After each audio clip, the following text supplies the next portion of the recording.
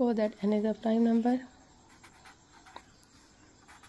we have to show that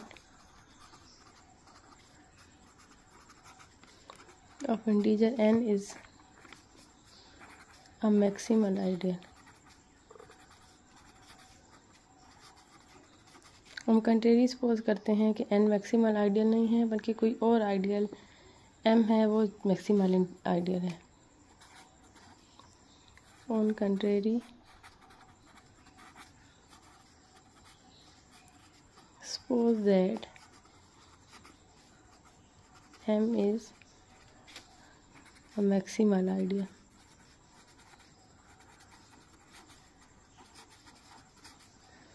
मुझे show करवाना था कि ring of integer n maximal ideal. हमने कंट्रेरी सपोज कर लिया कि n जो है वो मैक्सिमल आइडियल नहीं है बल्कि कोई और आइडियल है जो हमसे जनरेट हो रहा है वो मैक्सिमल आइडियल. इसके m को मैक्सिमल आइडियल सपोज करने के साथ साथ हम ये कंडीशन सपोज कर रहे हैं कि m n का ऐसा मैक्सिमल आइडियल है, m ऐसा मैक्सिमल आइडियल है जो n को कंटेन भी करता है.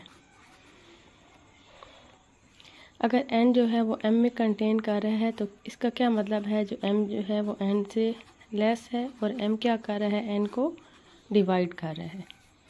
उसी नोट के अकॉर्डिंग जो हमने पीछे एग्जांपल में यूज़ की है कि अगर n जो है वो m में कंटेन कर रही है तो m n से छोटा होगा और m n को डिवाइड कर रहा होगा.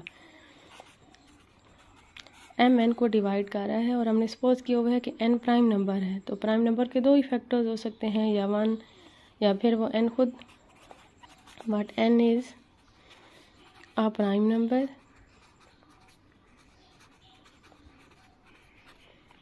so either m is equal to 1 or m is equal to n. Prime number के दो ही फैक्टर्स हो सकते हैं, या 1 या वो खुद. तो m की वैल्यू या 1 होनी चाहिए या n की इक्वल होनी चाहिए. लेकिन m हमने मैक्सिमल आइडियल कंसीडर किया है तो m की वैल्यू 1 की इक्वल नहीं हो सकती, क्योंकि 1 से जनरेट होने वाले आइडियल जो हैं वो मैक्सिमल आइडियल नहीं होते क्योंकि वो पूरी रिंग जनरेट करते हैं. But m is a maximal ideal, so m is not equal to 1, that is m is equal to n. अगर m n की इक्वल है तो रिंग ऑफ इंटीजर m हमारे पास किसकी इक्वल हो जाएगी, n की इक्वल. तो हमने सपोज किया था कि n और r के दरमियान कोई और मैक्सिमल आइडियल कंटेन करता है, तो वो मैक्सिमल आइडियल क्या बन गया है, n खुद बन गया. मतलब n और r के दरमियान कोई और आइडियल एग्जिस्ट नहीं करता, n ही खुद मैक्सिमल आइडियल है.